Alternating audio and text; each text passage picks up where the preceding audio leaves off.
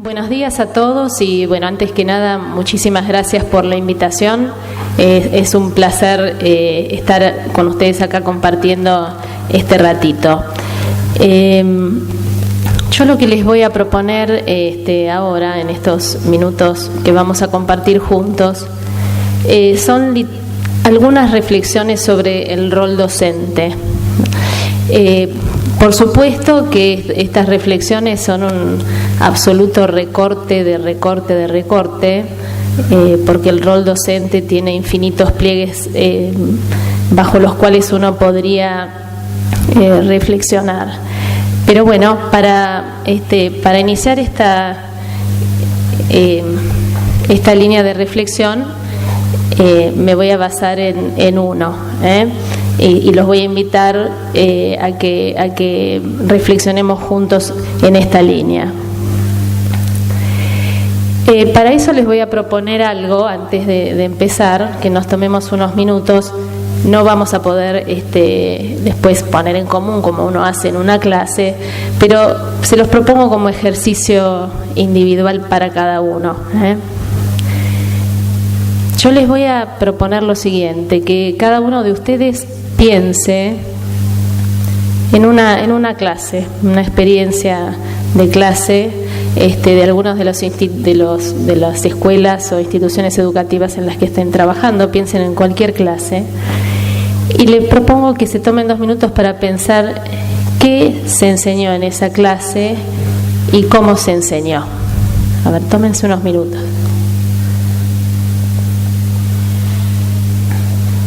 Es difícil con las luces verlos, yo no los veo. Pero bueno. Bueno, ¿pudieron pensar en alguna clase? ¿O no? ¿Sí? Algo que tanto como alumnos como profesores, alguna clase. ¿Y pudieron pensar en qué se enseñó en esa clase? En general sí. ¿Y cómo? ¿Pudieron reconstruir más o menos cómo ocurrió? Bueno, ahora les voy a proponer otra cosa, y es que sobre esa misma clase piensen esto: ¿por qué se enseñó eso y por qué se enseñó cómo se enseñó? A ver, nos tomamos unos minutos. Bueno, de vuelta, si estuviéramos a lo mejor en una clase o en un taller, esto llevaría un poquitito más de tiempo y a lo mejor compartiríamos algunas de las experiencias. Ahora por el formato de la charla no lo vamos a hacer, pero sí me parece que es un buen disparador para empezar a charlar lo que les voy a proponer hoy. Porque es muy probable, no lo podría afirmar, pero es muy probable que traer el qué y el cómo de esa clase haya sido más fácil que traer el por qué. El por qué se enseñó eso que se enseñó, y el por qué del cómo, pero especialmente el por qué del qué. Si uno hiciera este ejercicio muchas veces en una sala de profesores o en un día cotidiano de una institución educativa, primaria, secundaria, terciaria, es probable que muchas de las respuestas al qué, por qué enseñaste esto hoy o por qué enseñamos esto, tenga que ver con porque está en el currículum, porque está en el programa. Y no necesariamente quiere decir eso que nosotros no lo consideremos valioso. Pero mi hipótesis es que a lo mejor no reflexionamos lo suficiente sobre el por qué se considera eso valioso. Sí es que lo consideramos valioso. Entonces, a partir de esta reflexión, se me ocurre que podemos poner en diálogo esto con algo que seguramente coincidirán conmigo, es la increíble preocupación que hay, seguramente lo hubo siempre, pero hoy dentro de los contextos que nos toca tenerla, la preocupación que hay constantemente sobre qué hacemos en las escuelas para que nuestros alumnos se involucren con su aprendizaje. Por supuesto, aprendan de manera significativa. Todos decimos creer en el aprendizaje significativo, todos nos consideramos en general partidarios de esta significación del aprendizaje, pero estamos inmersos en una sociedad con un nivel de estimulación tan grande que se nos hace difícil pensar las clases en términos de compromiso de nuestros alumnos, o por lo menos está esa tensión y esos grandes debates desde ya hace unos años de cuál es el rol de la escuela, el rol del docente, los formatos que estos roles tienen que tener para involucrar a nuestros alumnos en su propio aprendizaje. Entonces, para eso, hace unos años me encontré con un libro, perdón, pero me olvido de pasarlo de acá. Ahí está. Me encontré con un libro extraordinario de una antropóloga argentina que se llama Paula Sibilia. No sé si la habrán leído, si no, realmente recomiendo su lectura, especialmente por el nivel de profundidad con que trata los temas. Y tiene un libro que se llama Redes o Paredes. Es un libro del año 2012. Y seleccioné algunos fragmentos para ver cómo podemos empezar a pensar, o por lo menos pensar algunas posibilidades o algunas posibles cursos de acción para que esta realidad, este contexto del siglo XXI y lo que nosotros consideramos valioso que se deba aprender se vayan juntando, que este agujero o esta distancia que hay en el medio de uno y otro se vaya haciendo cada vez más corta. Paula Sibilia dice un par de cosas como esta, fíjense, dice: no deja de ser curioso que la búsqueda incesante por diversión termine generando una mezcla de hastío y ansiedad que desemboca en una insatisfacción imposible de saciar. Siempre hablando de los contextos en los cuales nos movemos hoy y especialmente se mueven nuestros alumnos, ¿no? Los jóvenes, y adolescentes y niños. Aparentemente opuestos, por tanto, la apatía y la hiperactividad serían dos efectos complementarios de la saturación contemporánea, resultados del contacto con el medio evanescente donde todo pasa vertiginosamente sin dejar huella. Ahora vamos a tratar de volver a todo esto,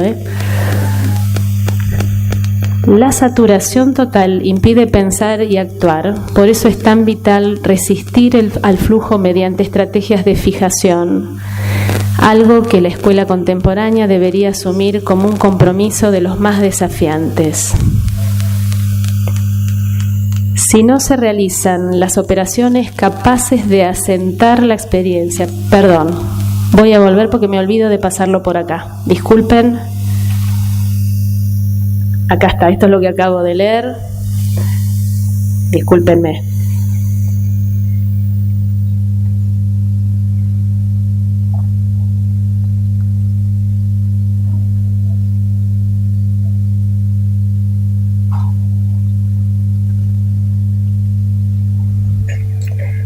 Ahora vamos acá.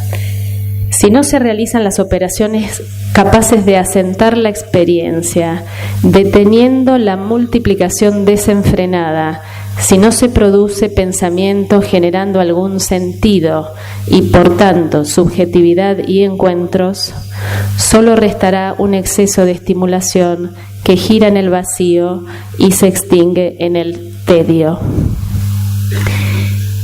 Entonces, ¿por qué me parecía interesante traer estos fragmentos de Paula Sibilia, que parecen un poco apocalípticos?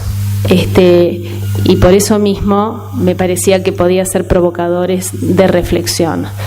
Si charláramos entre todos, es probable que muchas de estas cosas nosotros las sentamos como ciertas, en el sentido de esta búsqueda frenética por el entretenimiento, esa concepción del tiempo que no tiene ni principio ni fin, en este sentido, que hoy no hay horarios para ver, por ejemplo, una serie, la vemos cuando queremos, la bajamos, la detenemos, nos vemos 8 o 10 capítulos sin parar. El nivel de estimulación es tan importante que las subjetividades que son nuestros alumnos, sin duda se ven impactadas por todo esto. Entonces, Paula Sibilia nos sugiere que de algún modo tenemos que sentarnos a pensar formas de detenernos, ¿no? Formas de asentar la experiencia de alguna manera. Y entiendo que cuando habla de estrategias de fijación, no estamos hablando de la fijación en el sentido de que vamos a estudiar esto de memoria 10 veces para que nos quede, sino fijaciones a nivel subjetivo, grandes conceptos que nos vayan permitiendo leer el mundo de manera cada vez más sofisticada dentro de lo posible. Como deseo, digamos, para propuestas para nuestros alumnos, ¿no? Entonces, cuando pensaba en charlar con ustedes sobre el rol docente en general, y conectándolo con esto que les acabo de decir, se me ocurrió que podríamos pensarlo desde la función de ser propagadores de sentido. Y esto no es una frase mía, esto es una expresión que acuña Axel Rivas en un libro muy lindo que se llama Revivir las aulas. Y me parece que puede ser una forma de explorar nuestro rol. Por lo que acabo de decir, por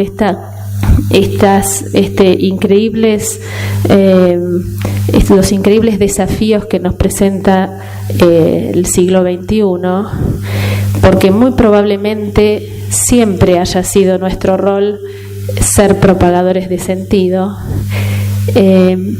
y porque creo que es una función ineludible, es decir, nadie más que un ser humano puede ser propagador de sentido, no sé, ni las máquinas, ni aprender inglés por Open English, es muy difícil pensar, o por lo menos no se me ocurre a mí, que esta función sea delegable a otro agente que no sea un docente comprometido.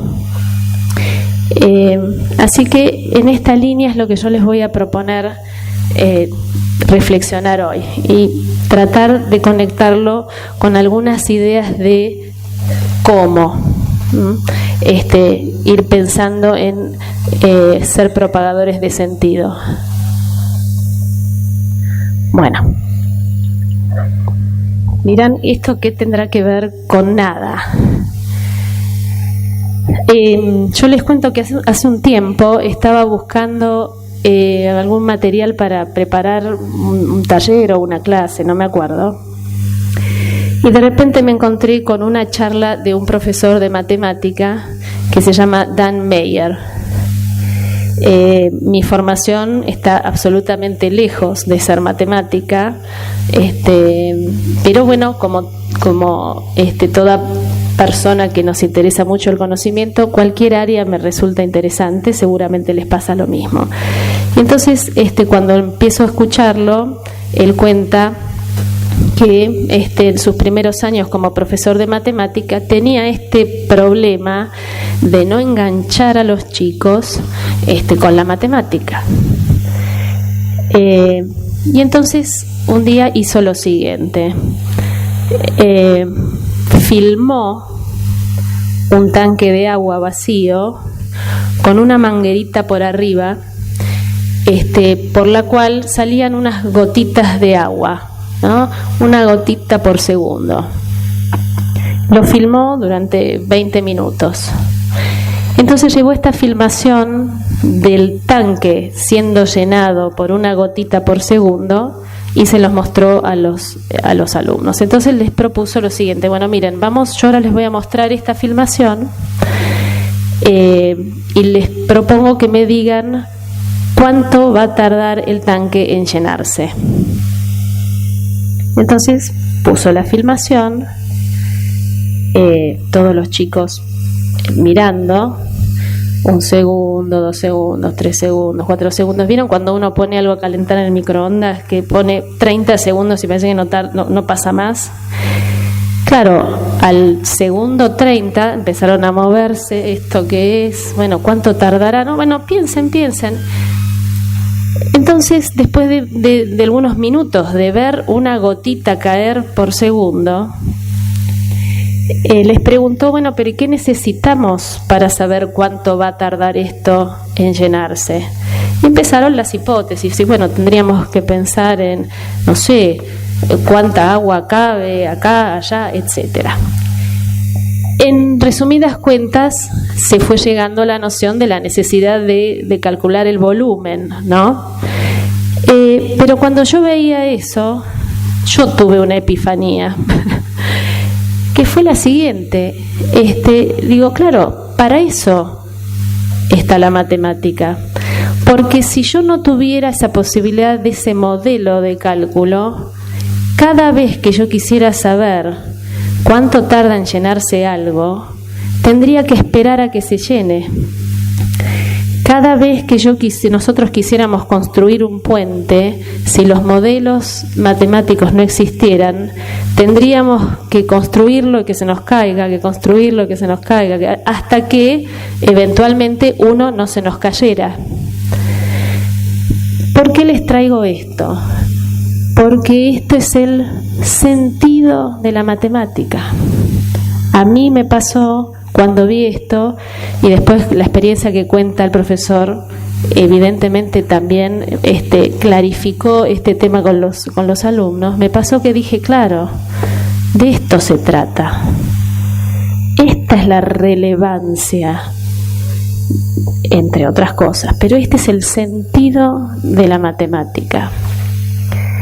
Y a partir de esta reflexión, de este descubrimiento que tuve, pensé también que sería interesante compartirlos con ustedes, porque muy probablemente la motivación de la que tanto se habla de nuestros alumnos con el proceso de conocimiento, que muchas veces vemos que falta y muchas veces no sabemos cómo ponerle ese motor, probablemente tenga que ver con no comprender el sentido de lo que estamos aprendiendo, el porqué del primer gráfico de la actividad inicial que hicimos, el porqué. Y prefiero usar la palabra porqué y no para qué, porque para qué tendríamos que pensar digamos en qué, cómo enmarcamos el sentido, el significado del para qué, porque no necesariamente todo conocimiento se tiene que asociar con algo utilitario. No, hay un libro muy interesante de Nuccio Ordine, que es un filósofo italiano, que se llama precisamente La utilidad de lo inútil, y hace una reflexión de que hay muchísimos conocimientos que son absolutamente imprescindibles, que no tienen necesariamente un correlato pragmático. Entonces, por eso pensé que sería mejor hablar del porqué de las cosas, ¿no? Que puede incluir también el para qué. Y entonces, para ir pasando un poquito más a qué podemos hacer, cómo hacemos para crear esas condiciones para que nuestras clases ayuden a construir sentido, o más que sentido, a lo mejor sentidos diversos, construidos para cada uno de los sujetos que son nuestros alumnos. Voy a traer una analogía que utiliza David Perkins en un libro muy lindo que se llama Aprendizaje Pleno. No sé si lo habrán leído. De vuelta, pues si no lo leyeron, anoten que toda la lectura que menciono es digna de leer, ¿no? David Perkins tiene en un libro que se llama Aprendizaje Pleno, en el que se pregunta, bueno, si no es pleno, el aprendizaje será aprendizaje. Puede haber otros aprendizajes que aprendemos por rutina, aprendizajes, el típico aprendizaje que se da en las instituciones educativas, en donde aprendemos a ser buenos alumnos, es decir, a cumplir con lo que se espera. Pero él dice que, bueno, el fin de las instituciones educativas no puede ser, tenemos que aprender a el oficio de alumno, sino lo que él llama el aprendizaje pleno. Y entonces Perkins nos dice, este aprendizaje pleno se favorece si nosotros, en nuestro rol de propagadores de sentidos, creamos las siguientes condiciones, que ahora les voy a ir contando. Para esto, él usa una analogía que es la analogía de un juego, de un deporte. Él usa la analogía del béisbol, ¿no? En Estados Unidos el béisbol es el deporte por lejos más popular.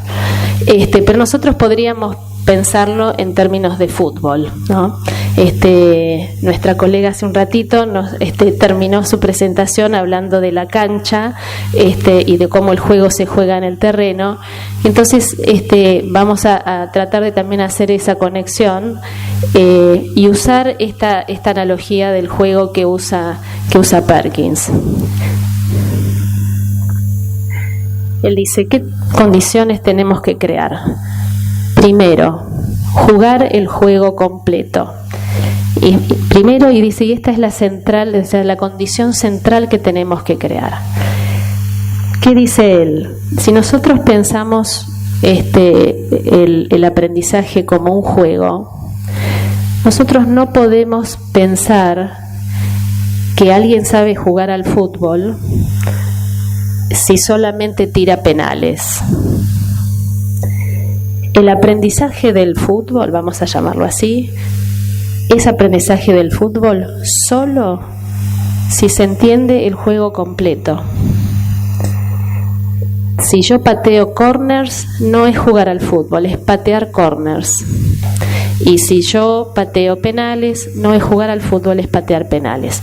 Para comprender determinado concepto, determinadas relaciones, determinado contenido, tengo que conocer el juego completo, porque eso le va a dar sentido a los elementos.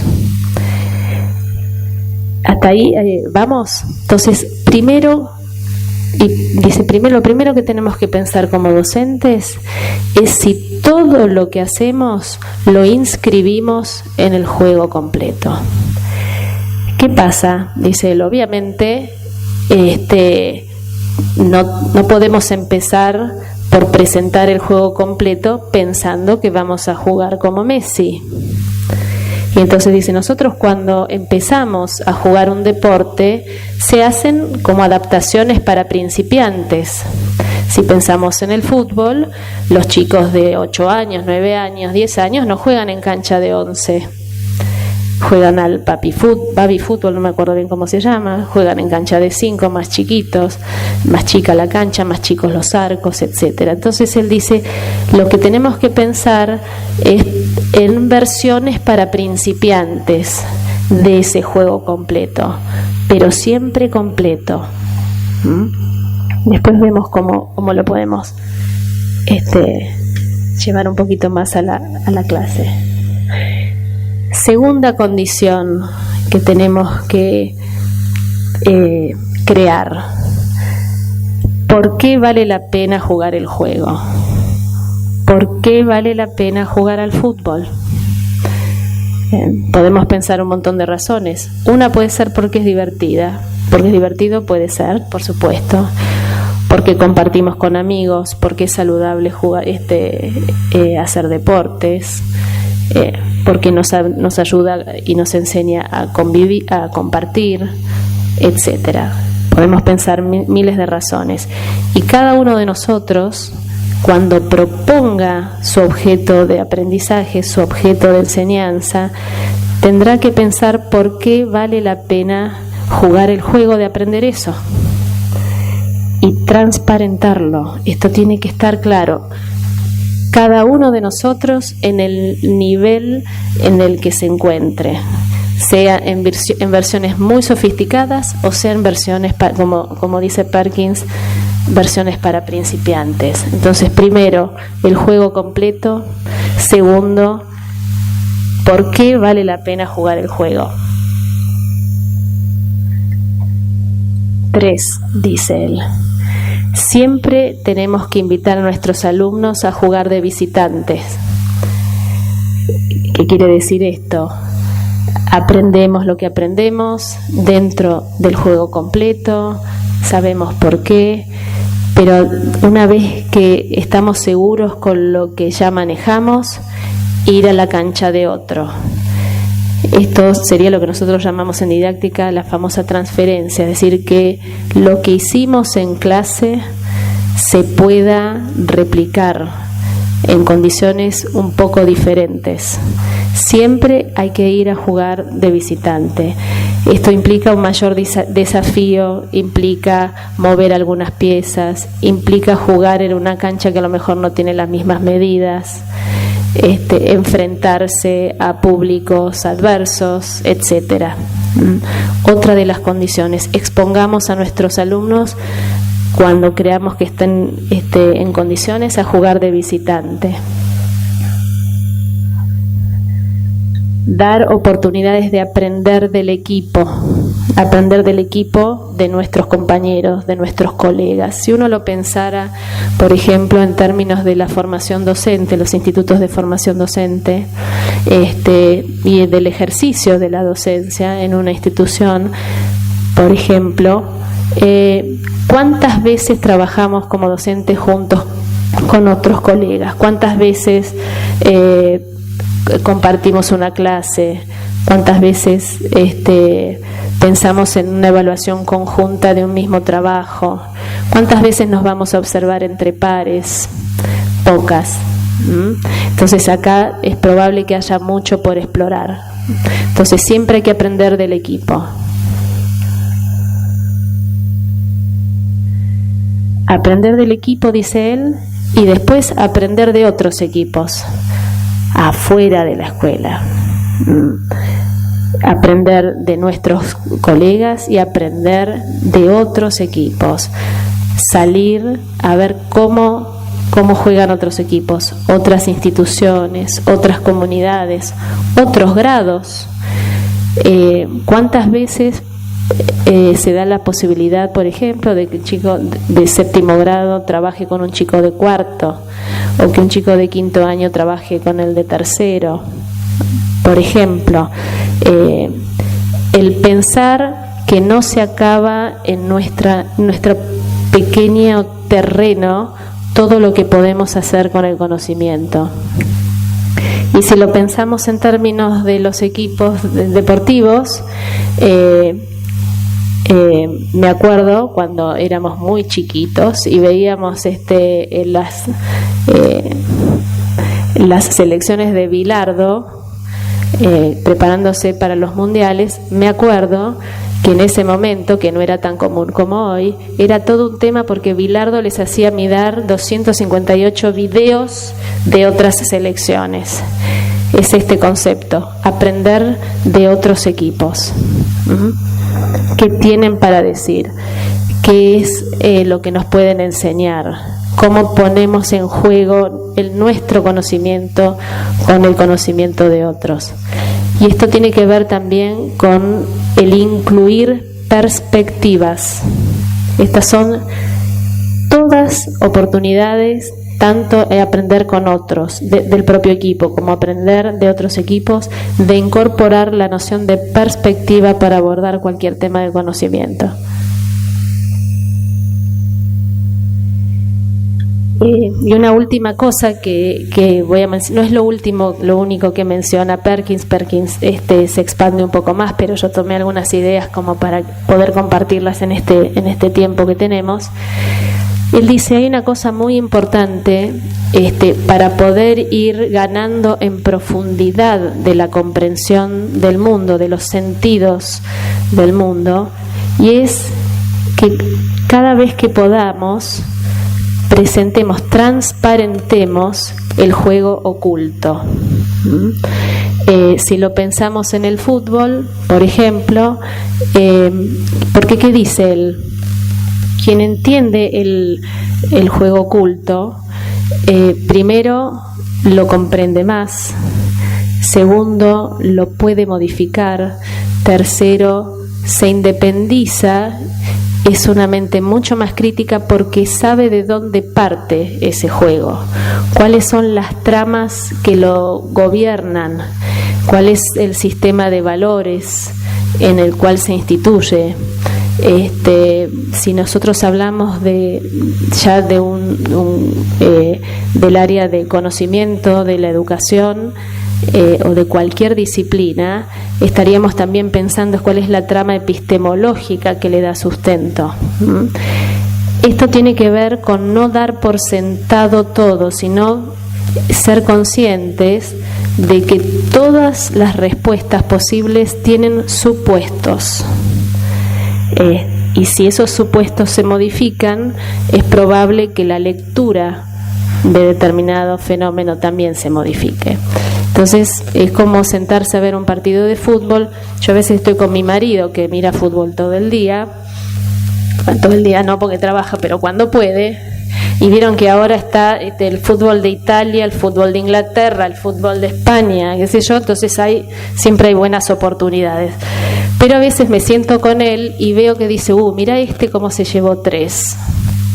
Y por supuesto le pregunto, ¿qué quiere decir que se llevó 3? Y no sé qué tipo de jugada, de estrategia hicieron, que 3 defensores lo fueran a seguir a él y el otro quedó libre para hacer un gol. Todo eso es la estrategia por debajo del juego, que yo no puedo ver porque no la sé. Cuanto más sepa de esa estrategia, más voy a poder disfrutar del fútbol. Pero no solo eso, si me compete, la voy a poder modificar esa estrategia y voy a poder pensar otra para ganarle al otro equipo. Entonces, en resumidas cuentas y tratando de, por supuesto es una super simplificación de todo, creía que pensar en el rol de docente como propagador de sentido o sentidos, pensar que esto se puede propagar de manera deliberada, intencionada en nuestras clases, me hace también pensar en la inmensa importancia que tiene el diseño que nosotros le demos a las experiencias de aprendizaje que le vamos a proponer a nuestros alumnos. Todas estas cosas, si nosotros las tenemos en cuenta, se pueden hacer en los contextos en los que estemos, con más o menos dificultades, con más posibilidades de éxito, menos, con más ayuda, menos ayuda. Por supuesto que a nivel sistémico hay mucho para pensar.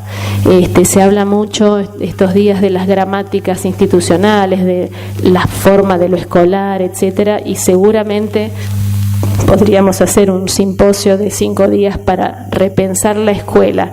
Sin embargo, tal cual está la escuela, es probable que tengamos mucho para hacer en este sentido.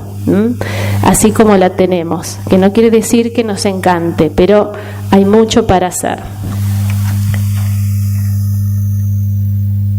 Bueno, básicamente esto es un recorrido de todo lo que hablamos, que si nosotros hiciéramos la transferencia de la analogía de Perkins a términos más didácticos, pedagógicos, usando una jerga que tenga que ver más con las ciencias de la educación, estamos hablando del juego completo, es contextualizar, de pensar y transparentar siempre los propósitos, el valor de lo que uno está enseñando. Ahí se habla de pensar en transferencia, en cómo salir de lo que nosotros enseñamos para transferirlo a otras situaciones, del trabajo colaborativo entre pares, del trabajo colaborativo ampliado, es decir, no solamente dentro de nuestra aula, en otras aulas, con otras instituciones, con el contexto social. Y la necesidad de abordar los sistemas conceptuales valorativos y epistemológicos subyacentes. Esta última parece complicadísima y uno tal vez la piensa más para los niveles superiores o para los chicos grandes, y sin embargo las reflexiones epistemológicas y éticas se pueden pensar desde muy chiquitos. O sea, esto tiene que ser también, creo que sería conveniente que esté presente en todo nuestro diseño. Y a pesar de todo esto, ¿qué es lo que generalmente ocurre? En vez de jugar el juego completo, muchas veces lo que ocurre es lo que Perkins llama, son dos enfermedades, la elementitis y la acerquitis. ¿Qué quiere decir él con esto? Él dice, uno recorre las aulas, recorre los tipos de evaluación, las propuestas pedagógicas, y lo que ve en general es la enseñanza y la presentación de elementos, los elementos, la suma, la resta, la ecuación cuadrática, los elementos. Entonces él dice, no es que los elementos de un contenido a enseñar no haya que enseñarlos. Lo que no puede haber es elementitis, es decir, que esos elementos sean lo que enseñamos y que no se muestren como parte del juego, como parte de un todo que le da sentido a los elementos. Si volvemos al fútbol, los penales tienen un sentido dentro de las reglas del fútbol. Son una gran oportunidad para hacer un gol. Pero si los vemos solo, no tiene ningún sentido, es simplemente patear una pelota al arco. Entonces esto es lo que dice que la enseñanza de los elementos fragmentados unos con otros se transforma en una enfermedad. Y el otro fenómeno que él ve es lo que él se llama acerquitis, es decir, la enseñanza acerca de, es como si yo enseñara jugar al fútbol sin jugarlo. Le cuento de qué se trata el fútbol. Y si bien con el fútbol parece muy obvio, esto es en gran medida lo que ocurre en nuestras aulas. Fíjense que, por ejemplo, una queja válida, porque en realidad es algo que podemos ver que ocurre, es que los chicos no saben escribir. Uno se sienta en una sala de profesores y te dicen, no saben escribir. Si uno hiciera realmente un recorrido de qué pasó con ese chico de tercer año, de primero a tercero, vamos a pensar en una escuela secundaria, una escuela media, e hiciera un cálculo matemático de cuántas veces escribió algo ese chico en clase, cuántas oportunidades se le ha dado de escribir un borrador, darle feedback y que lo vuelva a escribir, como hace cualquier escritor, hace cualquiera de nosotros si tiene que escribir un artículo. Nunca uno, si tiene que escribir un artículo, no se sienta y sale el artículo. Lo hace una vez, lo lee un colega, lo completamos, lo sacamos, lo mandaste, dicen es largo, lo acortamos. Entonces, una cosa es enseñar acerca de la lengua y otra cosa es enseñar la lengua, que no se excluyen, porque cuando enseñamos la lengua vamos enseñando acerca de la lengua. Lo que pasa es que tendemos a olvidarnos de enseñar la lengua y enseñamos acerca de, y es lo que Perkins llama acerquitis. Todo esto le resta sentido a lo que hacemos.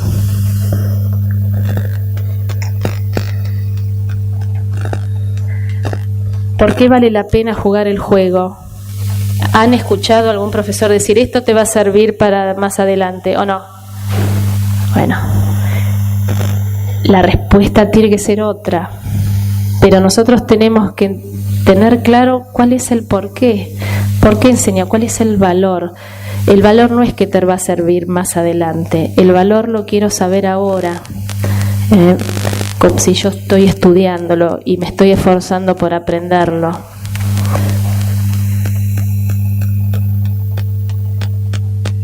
Cuando dice jugar de visitante, nosotros en gran medida el conocimiento lo restringimos al conocimiento escolar.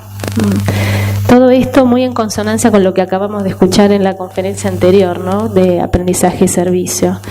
El salir de la escuela, pero no necesariamente tiene que ser salir físicamente, salir de la escuela. El conocimiento no es conocimiento escolar, es conocimiento. Lo que nosotros hacemos es adaptar el conocimiento erudito, por llamarlo de alguna forma, para que sea asequible a nuestros alumnos, pero el conocimiento no está en la escuela, está afuera. Está en la vida, en la naturaleza, en nuestros problemas como sociedad, en nuestros desafíos como seres humanos, etc. El aprender de otros equipos, clásico, trabajen solos en las aulas. Las pruebas solos, los ejercicios solos, no quiere decir que no haga falta la reflexión personal, por supuesto. Pero es muy probable que sí falte la valoración de la construcción colectiva del conocimiento.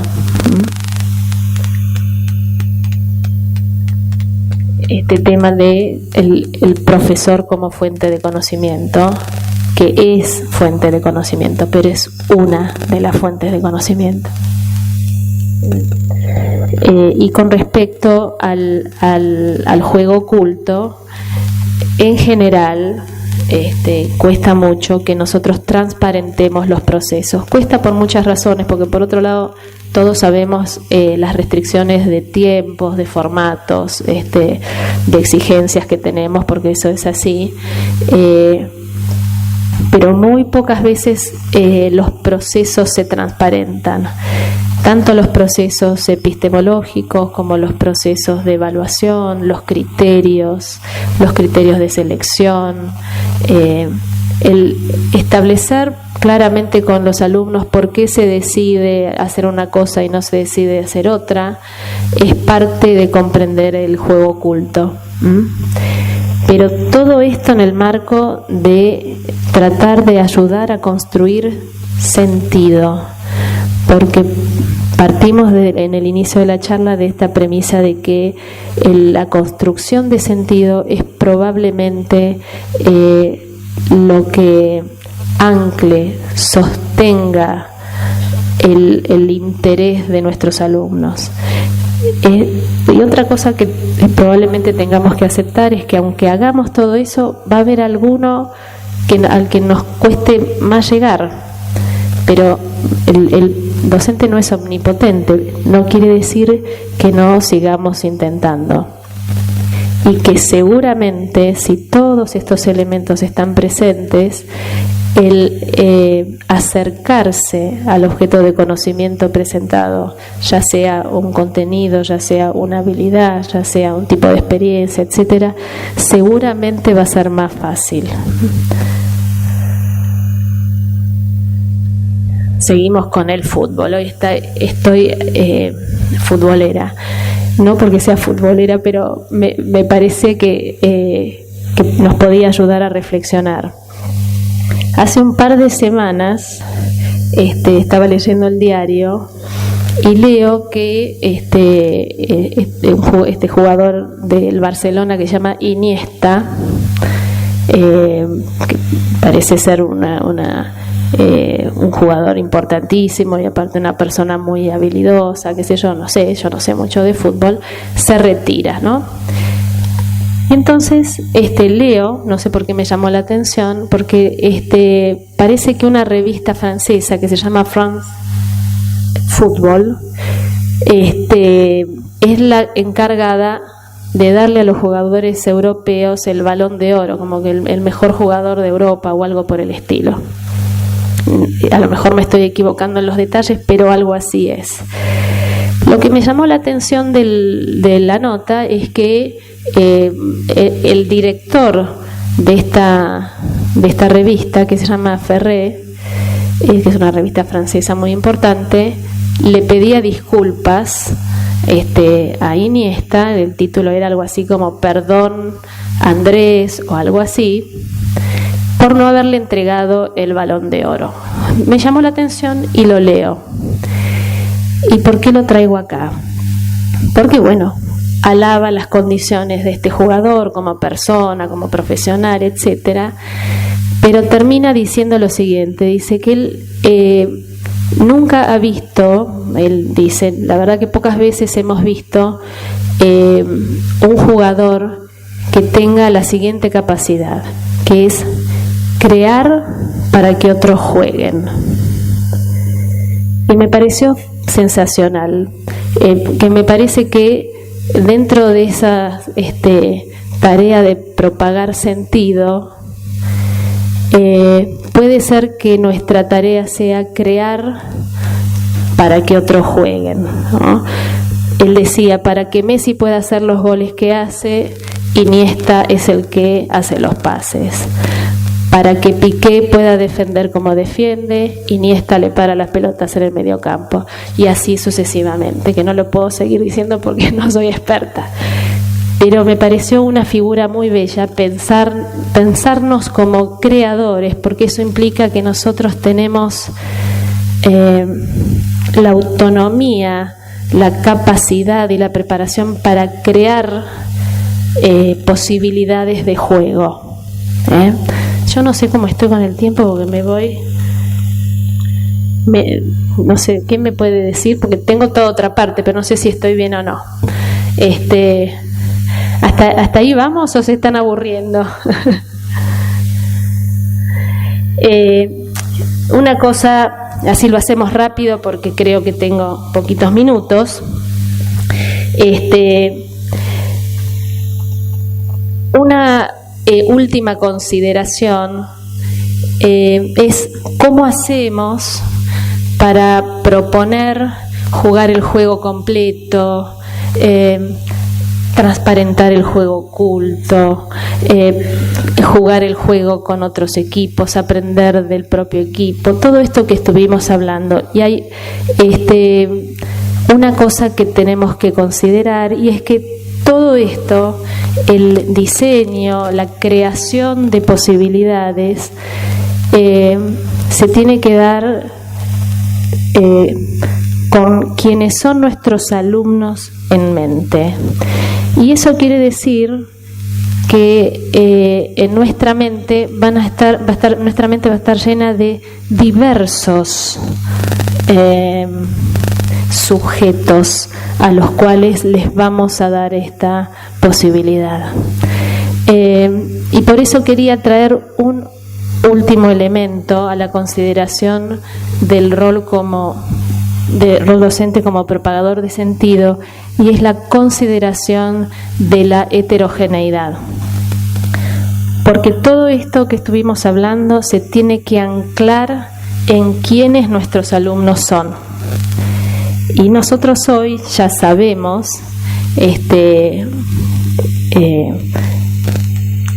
el ideal, digamos, de la clase homogénea, el ideal, la premisa de la clase homogénea que se planteó al inicio de los sistemas escolares con sus razones y sus modelos, hoy sabemos que ya aceptamos que eso no es así. En realidad las clases nunca fueron homogéneas, ni a principios del siglo XIX, ni a principios del siglo XX, ni hoy.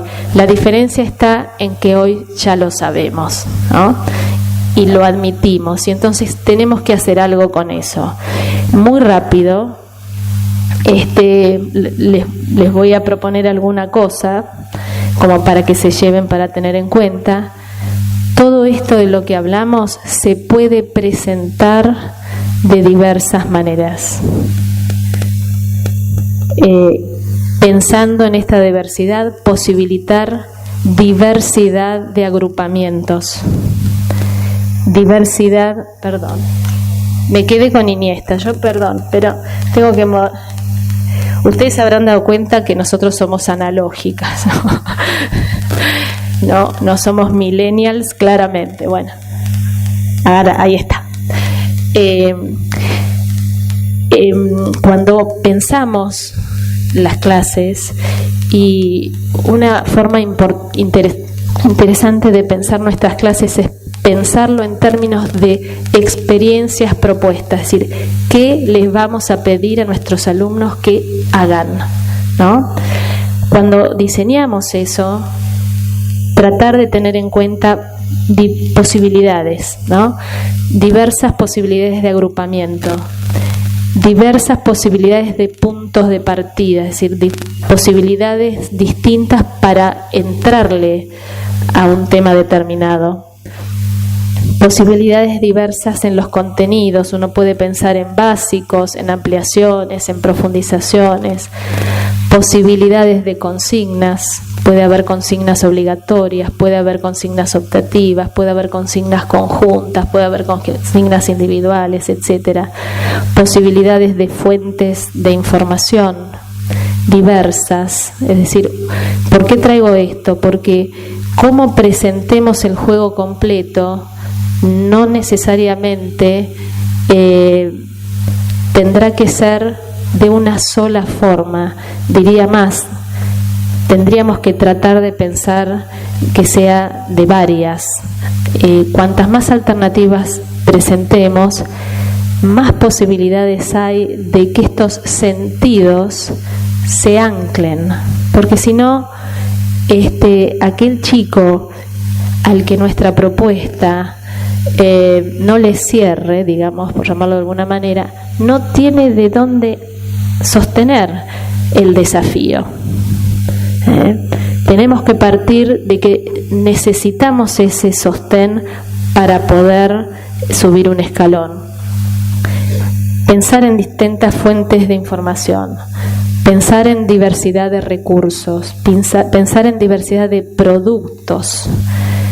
El mismo juego se puede demostrar, digamos, el conocimiento, la comprensión de un juego se puede demostrar de diversas maneras, pidiendo diversos productos, diversidad de tiempos, diversidad para dar formas de dar cuenta y comunicar lo aprendido, esas formas de comunicación que suelen ser textos escritos, comúnmente, evaluaciones escritas, pensar en nuevas y diversas formas de que los alumnos puedan comunicar lo que aprendieron. Y por último, los dejo con... esto es muy interesante. T.S. Eliot era un escritor, un poeta.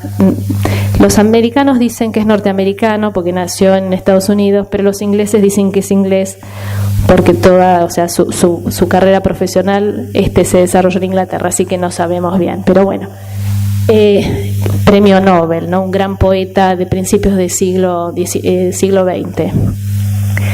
Y él, parte de la tarea que hizo, además de ser poeta, fue ciertas críticas literarias. Y un estudio muy importante que hizo tenía que ver con el estudio de la Divina Comedia del Dante, ¿no? Y entonces en algunos de sus diarios, estudiando la Divina Comedia, él dice, la verdad que vieron que la Divina Comedia es el infierno, el purgatorio, el paraíso, ¿no? Dice, la verdad que lo que más me costó, me volvió loco, no lo dice así, ¿no? Yo lo digo de forma más coloquial, fue el estudio del infierno, del Dante. Y él dice, ¿por qué? Porque en ese texto, ¿no? El infierno es un lugar donde nada se conecta con nada. De vuelta a volver al sentido, ¿no? Entonces me parecía interesante ponerles esto como imagen. Y entonces los dejo con esta pregunta: ¿por qué creo que vale la pena jugar el juego de ser propagadores de sentido, de sentidos? Les digo para convencerlos. Richard Sennett es un sociólogo, tiene unos libros extraordinarios y tiene un libro que se llama El artesano.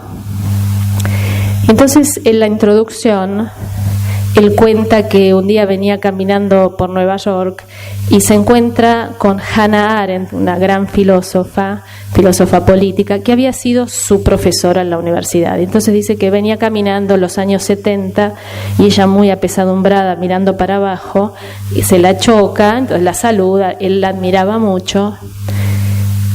Y entonces le pregunta por qué está tan preocupada, que se la ve como apesadumbrada, y ella le cuenta que venía, o que el día anterior, no me acuerdo bien, había escuchado un reportaje al físico Oppenheimer, creo que se llama Robert, no me acuerdo bien, que fue el director del Proyecto Manhattan. El Proyecto Manhattan es un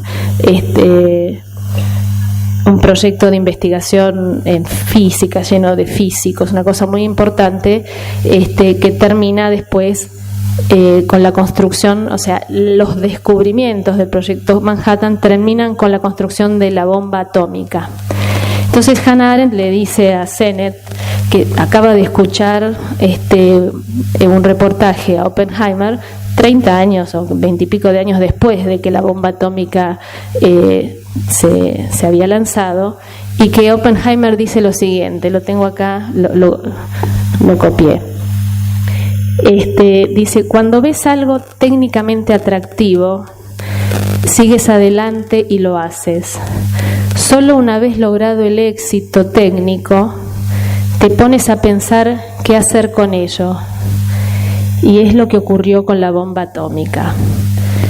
Entonces, traigo esto para cerrar, porque creo que es esencial empezar por el sentido de las cosas y que eso se transforme, esa reflexión sobre el por qué, el para qué, el cómo se inscribe esto en mi sistema de valores, etcétera, tiene que hacerse hábito de nuestros alumnos, porque creo que tiene que hacerse hábito en nuestra conducta cotidiana, para que no terminemos en este tipo de afirmación, en el sentido que, bueno, recién me di cuenta cuando terminó. Bueno, muchas gracias.